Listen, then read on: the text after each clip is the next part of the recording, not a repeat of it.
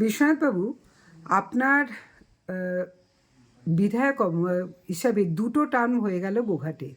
26 যেহেতু একদম নির্বাচন সামনেই, সেই হিসাবে আপনি বলা যায় আপনার যে এই টার্মটাও প্রায় শেষ হচ্ছে।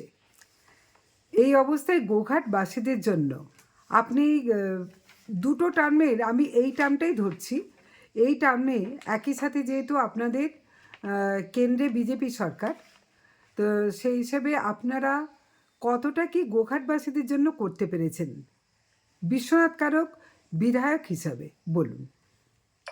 শুধু গোঘাটের জন্যে নয়, আমি গোঘাটের বিধায়ক হলেও গোঘাটের সঙ্গে যেহেতু আরামবাগ সাব ডিভিশনের আরও অন্যান্য বিধানসভা জড়িত আছে, বা সাব ডিভিশনের উন্নতি হলেই একটা বিধানসভার উন্নতি হবে, সেই কারণে আমি গোঘাটের সঙ্গে আরামবাগের সাব ডিভিশনের বিভিন্ন কাজের বিষয় নিয়ে আমি বিভিন্ন জায়গায় চেষ্টাটা করি। আমি ইতিমধ্যে আপনারা জানেন যে আমার কাছে আজ সমস্ত তথ্য আছে যে আমি বিধায়ক উন্নয়ন তহবিলের যে সমস্ত টাকা খরচা করতে হয়, আমরা পাই বছরে 60 থেকে 70 লক্ষ টাকা আমরা বছরে কাজ করার জন্যে, আমরা টাকাটা আমাদেরকে দেয় না, আমরা রেকমেন্ডেশন করে জানাবো যে কোন কোন কাজগুলো হওয়া উচিত, সেই কাজগুলো আমরা ডিএমকে জানাবো। ডিএম তার সমস্ত তদারকি করে তিনি টেন্ডার করবেন, এবং কাজটা হলে, কিন্তু কাজটা উপযোগী হলে টেন্ডার করবেন। টেন্ডার করার পরে উনি এজেন্সি ঠিক করবেন, সেই এজেন্সির মারফত আমরা জানতে পারবো যে কাজটা হচ্ছে। তার মানে বিধায়ক যেটাই ঠিক করুন, কাজটা কিন্তু পুরোপুরি ত্বরান্বিত করবেন বিডিও। বিডিও কিন্তু রাজ্য সরকার, এবং বিডিও ডিএম ভিডিও করেই না না ডিএম, তাহলে ডিএম কিন্তু রাজ্য সরকারের, রাজ্য সরকার। অতএব ঠিক তাকেই করতে হয়। তা সেখানে বিধায়ক করছেন বলে বিধায়ক মানে এখানে হচ্ছে বিধায়ক শুধু অনুমোদনটা করেন, বাকি সবটাই কিন্তু ডিএম এর দায়িত্ব, তাই তো? হ্যাঁ, বলুন। আমরা যেহেতু জনপ্রতিনিধি, কোন কাজটা কোথায় কিভাবে হওয়া উচিত, কোনটা আগে হওয়া উচিত, তার প্রায়োরিটির তালিকা আমরা জমা দিই, কিন্তু সেটা করেন ডিএম করেন। বাকি টাকা পয়সাও আমাদের হাতে আসেনি, আর আমরা তেমন কিছুভাবে আমরা করার যে বিশাল কিছু ক্ষমতা আছে তাও নাই। আমরা রেকমেন্ডেশন করি, আমরা জানাই যে এটা করা উচিত, এই এত টাকার প্রজেক্ট, উনি ইঞ্জিনিয়ার দিয়ে টেন্ডার ঠিক করেন কত টাকা কাজ করবেন। কিন্তু বর্তমানে দুর্ভাগ্যের বিষয়, আমি বিধায়ক হিসেবে তো এর আগে কাজ করেছি, এই এতটা কিন্তু হয়নি। বর্তমানে এই যে সরকার পরিচালনা করছে তৃণমূল সরকার, এরা এই কাজগুলো করতে চায় না। এরা বিশেষ করে আবার, কারণ সংসদীয় গণতান্ত্রিক যুক্তরাষ্ট্রীয় পরিকাঠামোয় আমরা নির্বাচিত সদস্য, এই যে যুক্তরাষ্ট্রীয় পরিকাঠামোয় যে জনপ্রতিনিধি হবে, সেই সরকার যেই থাকুক তার সঙ্গে কাজ করবেন মিলিয়ে, হাত মিলিয়ে, কিন্তু এরা করতে চায় না। এরা আমাদের রেকমেন্ডেশন করলেও এরা করতে চায় না, এরা জানতে চায় না। এটা কি ইগো বা প্রেস্টিজ? এটা জানি না কি কারণে, হয়তো আমরা কাজ করে ফেললে হয়তো ওরা তো পাচ্ছেই না, কারণ ওরা তো সব তোলাবাজি। একটা কাজ করতে গেলে আমার কাছে অনেক প্রমাণ আছে, উদাহরণ আছে, একটা কাজ করতে গেলে সেখানে কাটমানি আছে, তোলাবাজি আছে, কিন্তু আমাদের সেটা তো নেই। আমরা দেখে নেবো যে কাজটা সত্যিকার হচ্ছে কিনা। আমি কাজের একটা উদাহরণ আপনাদেরকে দিচ্ছি, আমার কাছে আছে, দেখুন এখানে এই যে বিধায়ক উন্নয়ন তহবিলের এই যে এই তালিকাগুলো দেখছেন, এই তালিকাগুলো আমি লাইট করেছি, লাইট। তার মধ্যে আমি সমস্ত অঞ্চলের উল্লেখ করে দিতে পারি। এখানে কুমারগঞ্জ আছে, কুমারগঞ্জে আমি আজকেও কুমারগঞ্জে কাজ হচ্ছে, কুমারগঞ্জে 5 থেকে 7টা, নকুন্ডায় 5 থেকে 7টা, বদনগঞ্জে 5 থেকে 7টা, এই দেখুন এই তালিকা আছে সব, এসব তালিকা আমার কাছে সব আছে। একবারে বদনগঞ্জ, কুমারগঞ্জ, গোটা গোঘাটের, হাজিপুর থেকে শুরু করে একদম সবাই। এখানটা দেখুন শ্যামবাজার আছে, শ্যামবাজার, এই দেখুন এই যে শ্যামবাজারে হাঁসপুকুর থেকে শুরু করে সমস্ত কাজ, এমনকি এই কাজগুলো কি শুরু হয়ে গেছে? এই কাজগুলো হয়ে গেছে, কমপ্লিট হয়ে গেছে। আচ্ছা, এই কাজগুলো কমপ্লিট হয়ে গেছে। আচ্ছা। তার মধ্যে বদরগঞ্জে আপনার 6টা লাইট হয়েছে, শ্যামবাজারে 6টা লাইট হয়েছে, সব দেখা এগুলো সবই হাই মার্কস। এই তো দেখুন না, বদরগঞ্জে 6টা, হ্যাঁ, দেখতেন? হ্যাঁ। এই দেখুন শ্যামবাজারে 6টা, শ্যামবাজারে 6টা মনে হচ্ছে, হ্যাঁ 6টা, শ্যামবাজারে 5টা, শ্যামবাজারে 5টা, তারপরে হাজিপুর আছে, এই সব পরপর করেছি, বুঝতেছেন? আচ্ছা, এগুলো হচ্ছে লাইট, লাইট, এগুলো শুধু লাইট। এবার রাস্তা। আচ্ছা, এবার রাস্তা বিধায়ক উন্নয়ন তহবিল থেকে আমার নয়, আমি ডিপার্টমেন্টে দিয়ে করেছি। আচ্ছা। আমি পুলক রায়, যিনি পূর্তমন্ত্রী, ওনাকে আমি দরখাস্ত করেছি। দরখাস্ত করে অনেক কিন্তু উন্নয়নমূলক কাজগুলো হয়েছে। কোন কোন জায়গায়? এই দেখুন তার রাস্তা দেখুন আছে, এই দেখুন তার রাস্তা, এই যে সব করেছিলাম, এই দরখাস্ত করেছিলাম, আচ্ছা। রাস্তা আছে, এই দরখাস্ত আমার কাছে আছে।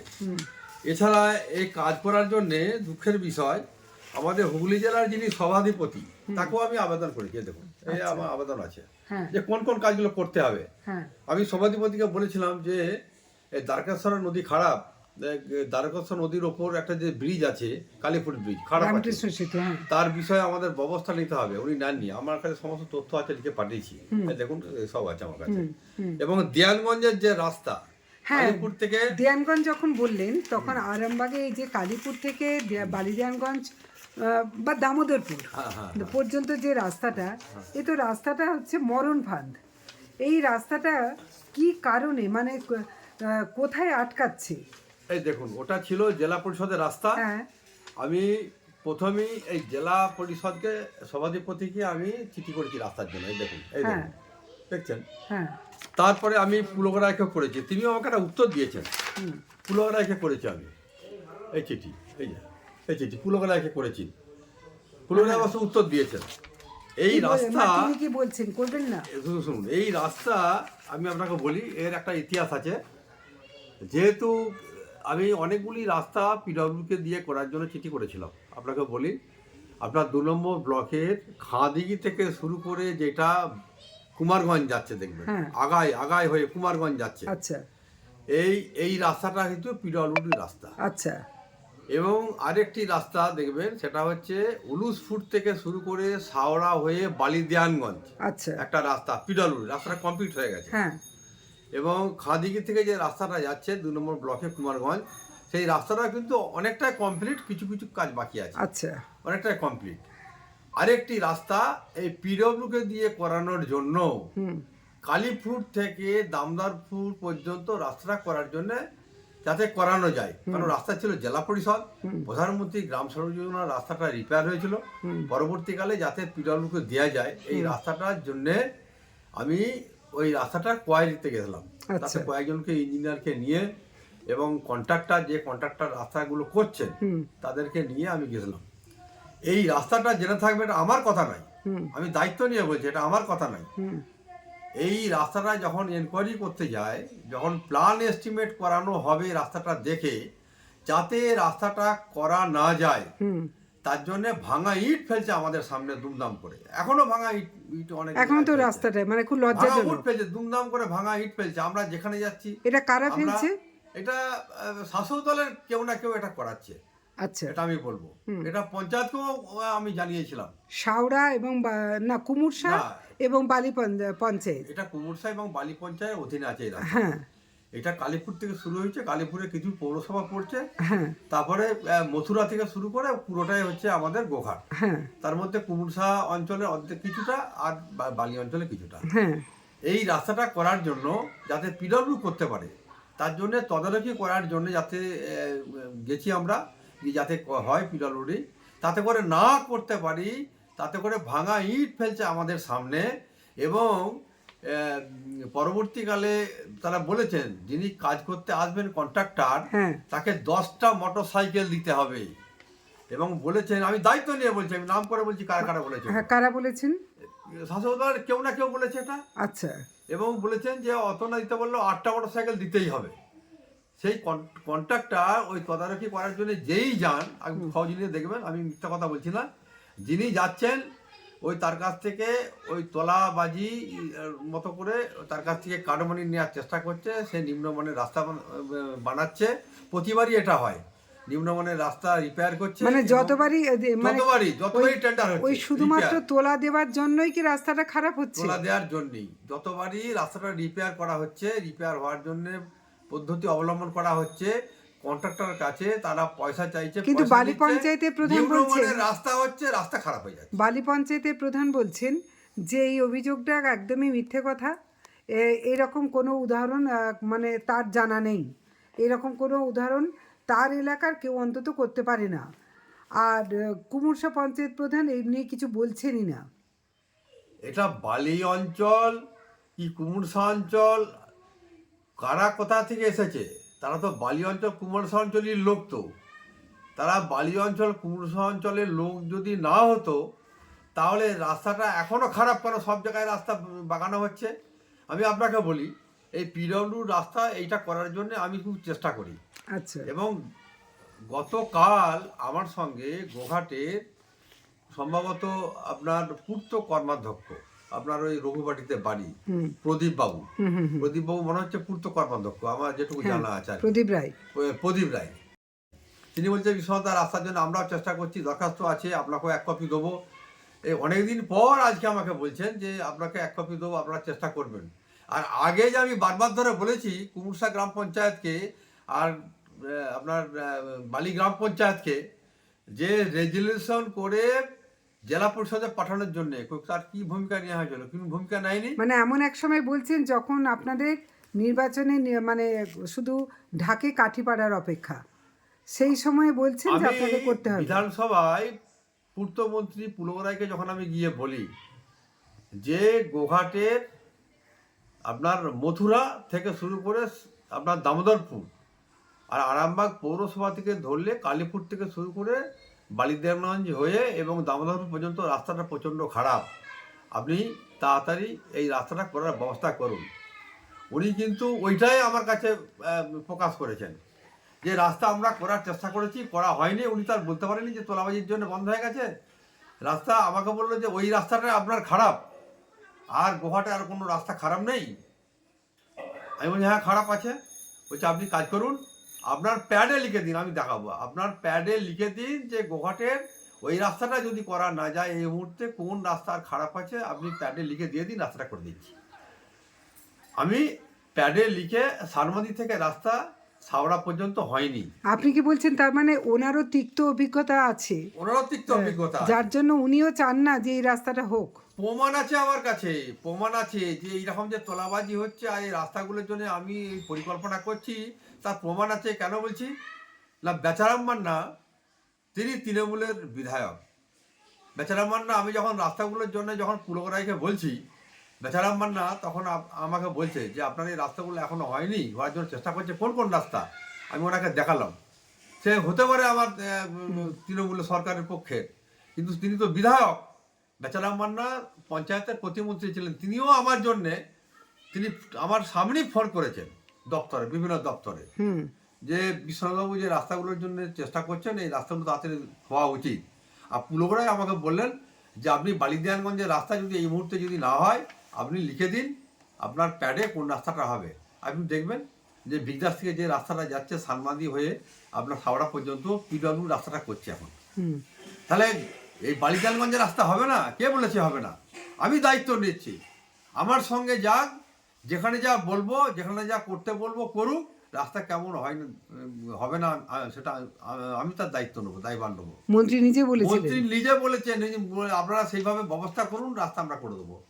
কিন্তু এই এই মানে কিছু আমলা আছে আমাদের এই নিচু স্তরে, এই গোঘাটের প্রশাসনিক স্তরে, আর এই গোঘাটের কিছু শাসক দলের কর্মী আছে, এই তাদের জন্য কিন্তু এই রাস্তাটা পিছিয়ে পড়ছে। আচ্ছা, আপনাকে অনেকেই যেটা দেখেছি গোঘাটে বলেন যে বিশেষ করে আপনার দলের মধ্যে থেকেও, শুধুমাত্র তৃণমূল থেকে নয়, আপনার দলের মধ্যে থেকেও অনেকে বলেন যে আপনি নাকি শুধু শাওড়া নিয়েই পড়ে থাকেন, শাওড়ার কাজই করেন, শাওড়া ছাড়া আর অন্য কোথাও কাজ করেন না। তো আপনার হাতে যে কাগজপত্রগুলো যে একটা বস্তা আছে দেখতে পাচ্ছি, এখানে তো উল্টো কথা বলছে। এটা সর্বময় মিথ্যা। তা যদি না হবে, বেচারাম মান্নার প্রমাণ আছে, বেচারাম মান্নার নিজের প্রমাণ আছে। যখন খাদিগি থেকে যখন পিডব্লিউডি যখন রাস্তা করা হয়, যখন পিডব্লিউ রাস্তা করছেন, দেখুন কত নির্মমভাবে, মানে কিছু কিছু আছে, আমি সবাইকে বলবো না, শাসক দলের কিছু ব্যক্তি আছে এরা নির্মম। যখন খাদিগি থেকে পিডব্লিউ রাস্তা করছে তখন ওটা তো রাস্তা তো পিডব্লিউডি, তাহলে প্রধানমন্ত্রী গ্রাম সংযোজনের রাস্তা, ওটা প্রধানমন্ত্রী টাকা দিয়েছেন।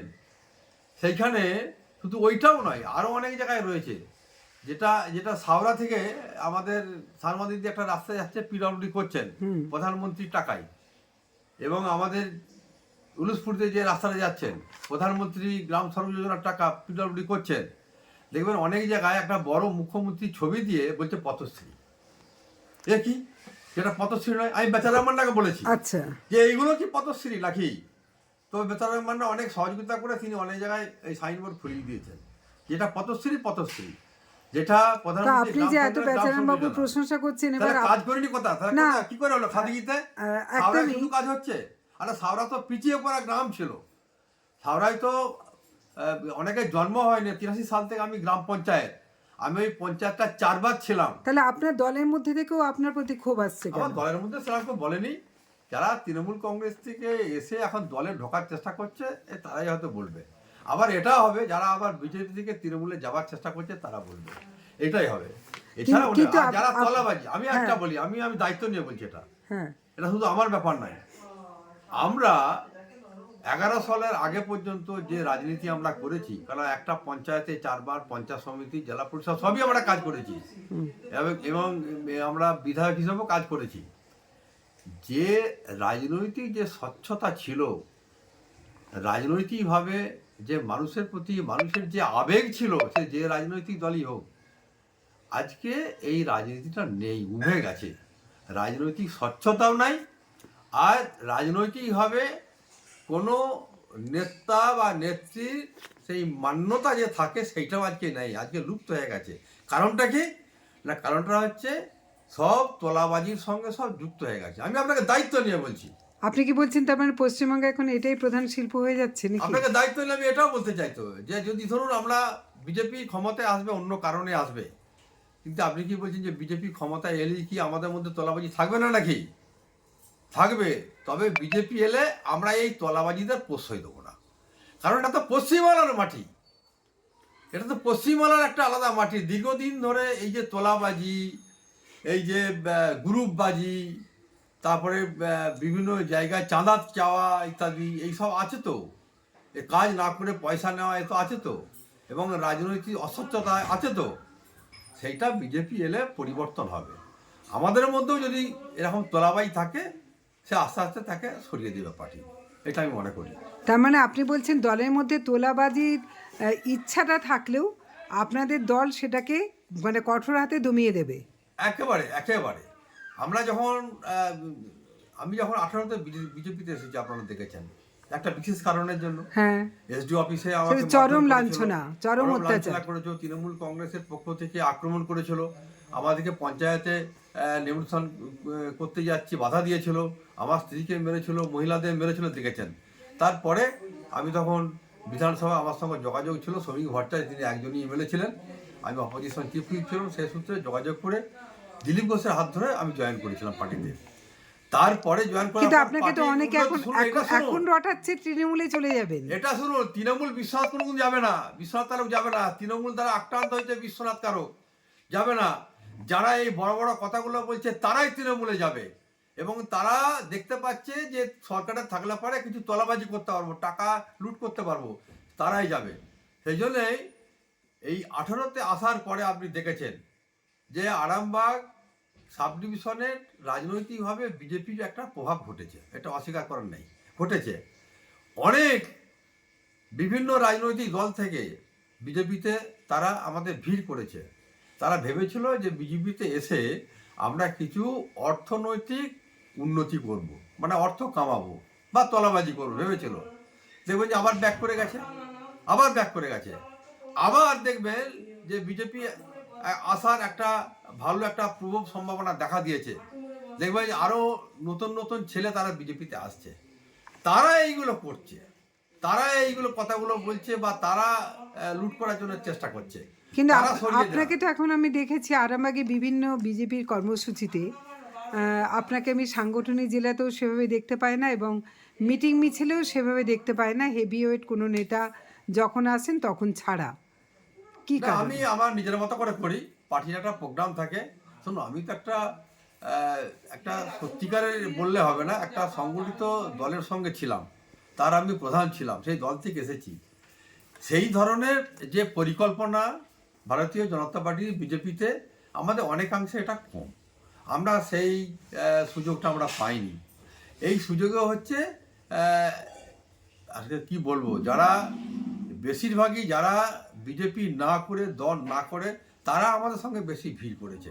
তা তাদের সঙ্গে আমি কি কি বলবো, তাদের সঙ্গে আমি কি বার্তা দেবো, তাদের সঙ্গে আমি কি কাজ করব, কিন্তু আমি আমার নিজের মতো তার মানে আপনার কি ক্ষোভ আছে না, এই ক্ষোভ এই কিছু দলে নাই, আসার ক্ষোভ পরও? না। আজকালের হচ্ছে ছবি তোলা, এই যে আপনারা দেখতে পাচ্ছেন না, তো বলছেন যে দেখতে পাইনি ও ইত্যাদি, আমি সব জায়গাতেই আছি। শুনুন, ছবি তোলা আর ছেড়ে দেওয়া এইটাতে আমি বিশ্বাসী নই। আমি বিশ্বাসী হচ্ছে যে গ্রামে যাব, নিচে তলায় যাব, বুথের সঙ্গে যোগাযোগ করব, সেখানে আমি কাজ করব। আমি গোহার থানায় সর্বত্র এত লাইট করলাম কি করে, এই যে এতগুলো লাইট করেছি আমরা, 119টা লাইট তো করেছি। এত আলো জ্বালার পর আপনি গোঘাটকে কতটা আলোকিত করতে পেরেছেন গোহাটে আলোকিত শিক্ষা অনেকটাই করতে সংস্কৃতি পেরেছি। সব দিক থেকে? এবার নির্বাচনে আমাদের যেই প্রার্থী হোক, নির্বাচনে যেই প্রার্থী হোক, আমি আপনাকে বলি অন্তত 50,000 যেই কেন ভোটে, আপনি কি এবারে 50,000 ভোটে জেতার সম্ভাবনা আছে। মনোনয়নপত্র জমা দেবেন না? কোথায়? আমি কোনোদিনও দিইনি, তো কোনোদিনও দিইনি। আমি কোনোদিনও আমি প্রার্থী হব বলে আমি পার্টির কাছে কোনোদিনও বার্তা দিইনি, বলিনি, আবেদনও করিনি। কিভাবে দাঁড়ান? পার্টি যদি মনে করে যে আমি হলে ভালো হয়, পার্টি আমাকে করবে, আমি আছি। এবারও আমি বলেছি সমস্ত মানুষ, 26-এ কি রেজাল্ট হবে? 26-এ রেজাল্ট। ভেতর থেকে সত্যি করে বলুন, মানে সবাই বলছে তাই বলছি এমন নয়। না শুনুন না, আমি আমি বাস্তববাদী, আমি মাটির সঙ্গে রাজনীতি করি। যদি আমাদের যে পরিকাঠামো আমাদের যেটা আছে, আমাদের ভারতীয় জনতা পার্টি, শুধু আমাদের এই আরামবাগ বলে নয়, গোটা পশ্চিমবাংলায় যেই পরিকাঠামো আছে, এই পরিকাঠামোর যোগ্য এবং অযোগ্য, যারা নির্বাচন করতে যারা অক্ষম বা নির্বাচন প্রক্রিয়া যারা অজ্ঞ, তাদেরকে একটু পাশে রেখে যারা নির্বাচন করতে পারবে সেই লোকগুলোকে সামনে আনতে হবে।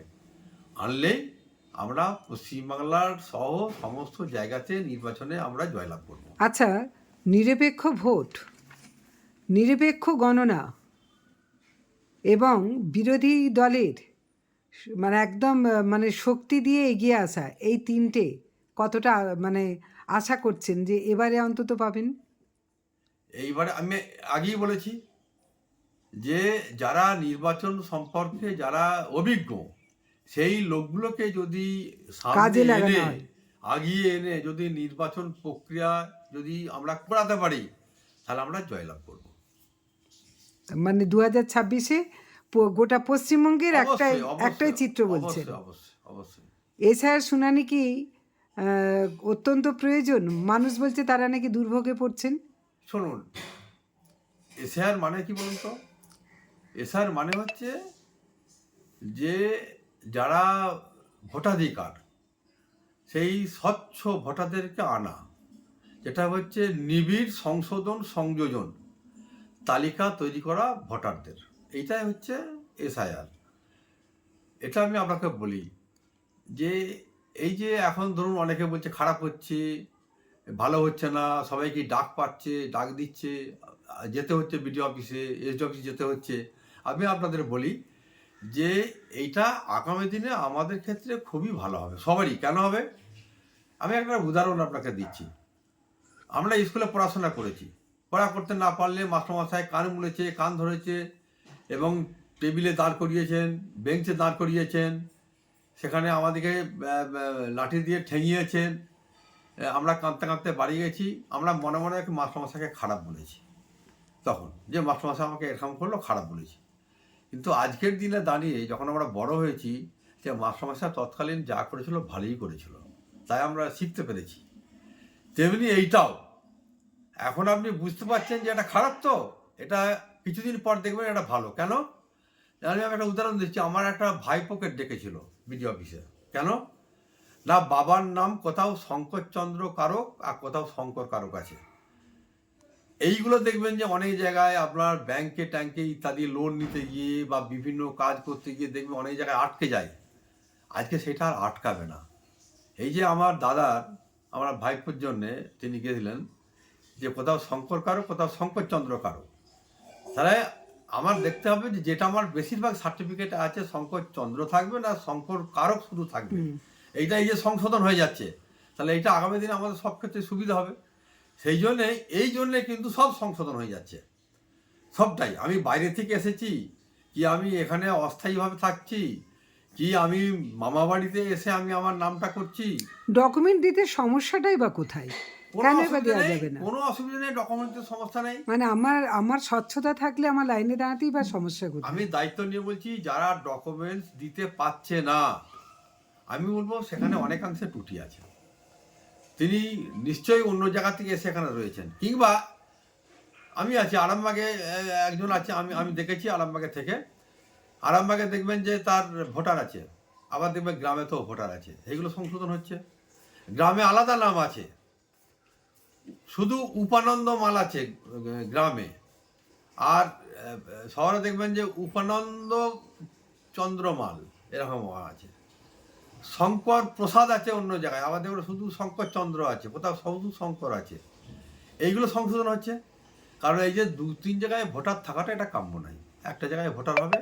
অতএব এসআইআর যেটা হচ্ছে একটু কষ্ট হলেও আমি বলবো আগামী দিনে মানুষের ভালোই হবে। অনেক ধন্যবাদ আপনার অনেকটা সময় নেয়ার জন্য।